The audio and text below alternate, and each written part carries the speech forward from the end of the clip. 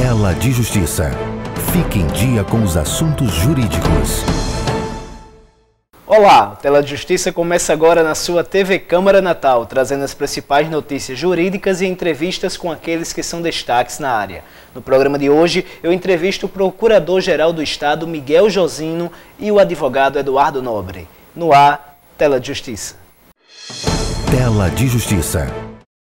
O processo judicial eletrônico da Justiça do Trabalho chega a todas as varas do trabalho de Natal a partir de 1º de outubro. Em virtude disso, o TRT-RN suspendeu as audiências, os prazos processuais e o atendimento ao público nas varas do trabalho de Natal e na Central de Apoio à Execução até 1º de outubro. O objetivo da medida é a adequação da estrutura física e as rotinas operacionais das varas de Natal para a chegada do processo judicial eletrônico. A Justiça Federal do Rio Grande do Norte vai promover no dia 19 de setembro um curso exclusivo para advogados sobre o processo judicial eletrônico. Durante o curso, os advogados participantes receberão explicações e apresentarão suas dúvidas para uma equipe de técnicos do Tribunal Regional Federal da 5ª Região. O agendamento do workshop deve ser feito na seção de treinamentos da Justiça Federal, através do e-mail treinamento@jfrn.jus.br. A terceira vara do trabalho de Natal reconheceu o vínculo trabalhista de um divulgador com a Impactos Comercial Limitada, conhecida com o nome fantasia de Telex Free. Na decisão, o juiz George Falcão condenou a Telex Free ao pagamento de verbas trabalhistas, inclusive as rescisórias. Essa é a primeira decisão que acontece entre divulgador e Telex Free. O advogado Tiago Tinoco, que defende o divulgador, vai pedir a habilitação do crédito trabalhista em favor de seu cliente, que passará a ser prioritário no bloqueio feito pela Justiça do Acre. O Tela de Justiça está acompanhando um impasse no orçamento do Poder Judiciário. O governo do Estado foi denunciado no Supremo Tribunal Federal por não cumprir a decisão que determinou o pagamento integral do 10º ao Tribunal de Justiça do Rio Grande do Norte. Para falar sobre esse assunto, eu recebo no programa de hoje o Procurador-Geral do Estado, Miguel Josino. Dr. Miguel Josino, seja bem-vindo ao Tela de Justiça. Para mim é uma honra muito grande. Esse corte de 10% no orçamento do Judiciário levou a uma crise institucional entre o governo do Estado e o Tribunal de Justiça. Esse corte era realmente necessário, Dr. Miguel?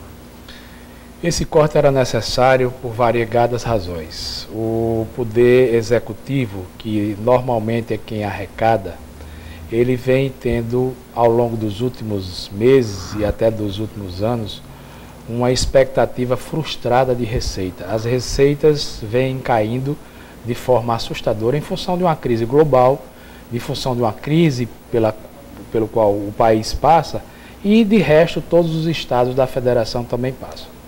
De modo que a União também diminuiu consideravelmente o repasse aos poderes. O Supremo Tribunal Federal foi comunicado pela União e o Supremo Tribunal Federal teve que se readequar em função da frustração de receitas da própria União Federal.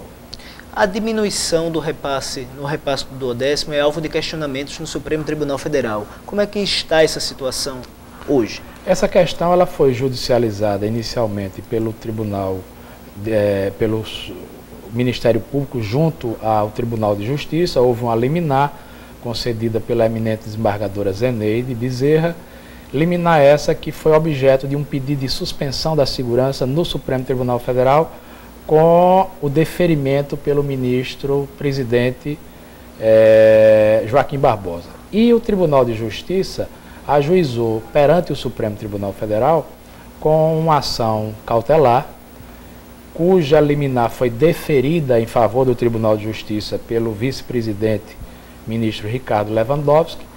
Decisão essa que foi objeto de recurso por parte da Procuradoria-Geral do Estado. Então, essa questão ela ainda está, digamos assim, sub júdice, está sendo objeto de apreciação no Supremo Tribunal Federal.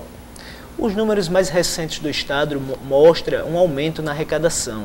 Existe alguma previsão de se repassar o valor devido ao Poder Judiciário? Veja, essa pergunta ela é muito inteligente, muito oportuna, porque nos permite fazer um contraponto. A arrecadação de ICMS ela vem crescendo, isso é verdade. Mas, em compensação, as transferências constitucionais da União, royalties, fundo de participação do Estado, vem diminuindo vertiginosamente. em função da crise nacional, em função de uma crise mundial que chegou ao Brasil e também em função de benefícios fiscais que a União concede, linha branca, IPI dos automóveis, que isso faz com que os estados recebam menos recursos. Então, houve só no primeiro semestre deste ano uma frustração de receita da ordem de 450 milhões de reais. Ou seja, o Rio Grande do Norte, este semestre, o primeiro semestre deste ano, recebeu a menos da União Federal cerca de 450 milhões de reais. É essa frustração de receita que tem que ser dividida com os outros poderes. O Tribunal de Justiça diz que necessita desse dinheiro para custeio e para a implantação de projetos importantes que já estavam traçados. Diante dessa situação, o que é que o governo do Estado agora recomenda ao Tribunal de Justiça? Olha, essa questão é uma questão, digamos, interna corpora do tribunal. O tribunal é que vai ter que identificar, readequar seu orçamento, reescolher prioridades ou escolher prioridades, e assim como tem sido feito com a Assembleia Legislativa, o próprio Ministério Público, o Tribunal de Contas. O Poder Executivo está fazendo isso. O Poder Executivo diminuiu o custeio de todas as secretarias, reordenou projetos, adiou projetos. Isso, no momento de crise, todos nós temos que fazer o sacrifício e dar a nossa contribuição.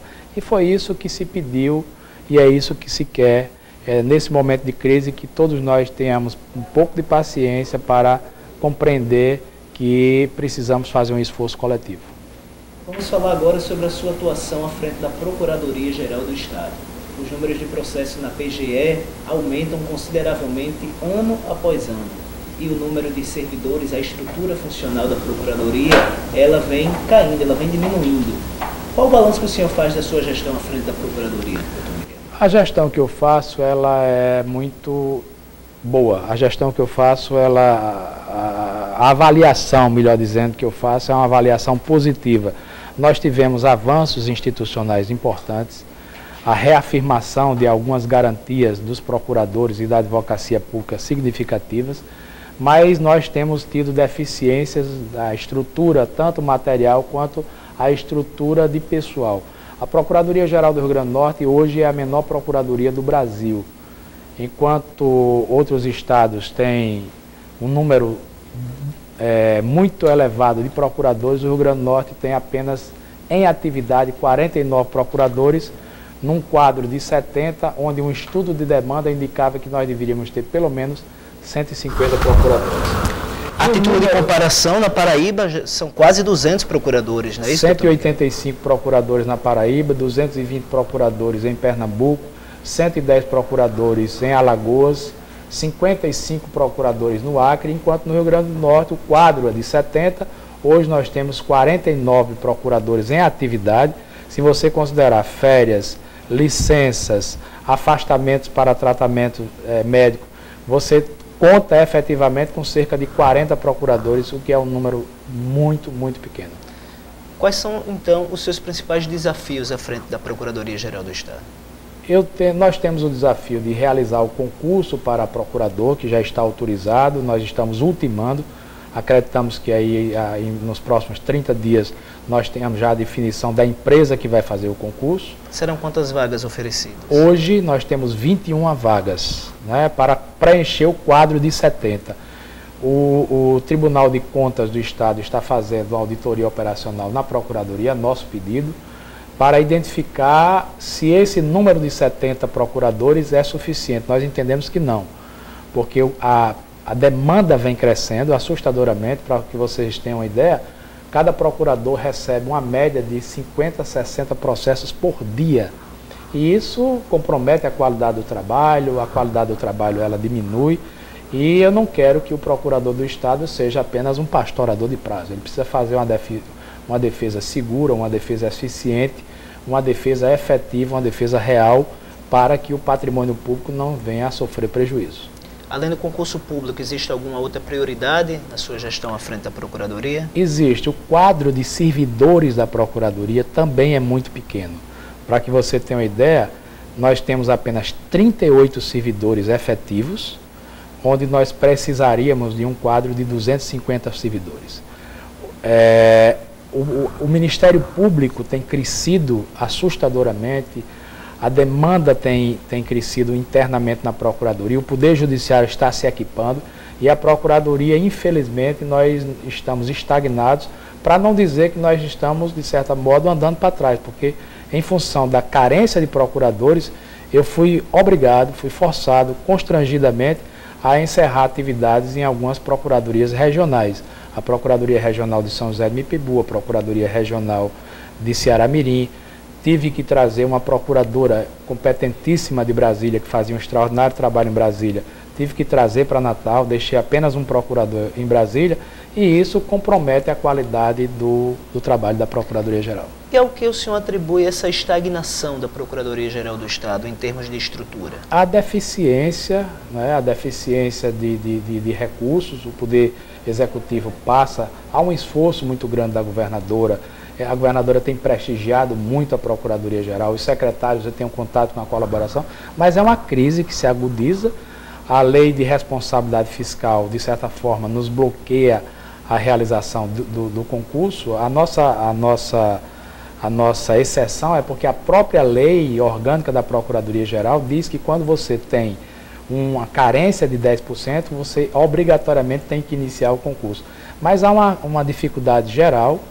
E na época de crise nós temos que ser criativos, então nós temos tomado medidas administrativas, criamos um núcleo de ações repetitivas, criamos um núcleo recursal, criamos algumas estruturas internas na Procuradoria para fazer frente a essa crise, que é uma crise de todos. O senhor é procurador de carreira. Essa experiência como procurador-geral tem sido satisfatória para Miguel Josino?